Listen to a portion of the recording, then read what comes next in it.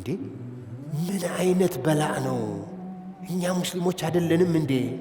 እንዴት እንደዚህ ሽንፈት ይደርስብናል? እኛ የአላህን ዲን ይዘን ሐቅ ይዘን እነዚህ ካፊሮች እነዚህ ሙሽሪኮች እንዴት ይህን ያህል ድል ያደርሱብናል ብለው ጠየቁ።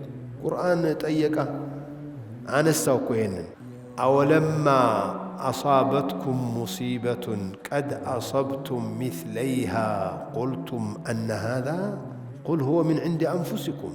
ለመሆኑ እናንተ ከዚህ በፊት እጥፉን ያገኛችሁት ድል በእናንተ ላይ ግማሹ ስለደረሰባችሁ ከየት መጣብን? በምን ምክንያት ነው? በምን ጥፋታችን ነው አላችሁን? አለ አላህ። መልሱን በምን መለሰ? ቁል በላቸውን የልንገራህ አለ አላህ። ሁወ ምክንያቱ ምን ዕንድኩም ከራሳችሁ ነው የመጣው። ምክንያቱ ምን አድርገው ነው? የኡሑድ ሙስሊሞች የመመታት የመገደል ምክንያቱ እዚህ ላይ የነበሩ ሰዎች በመልቀቃቸው ነው።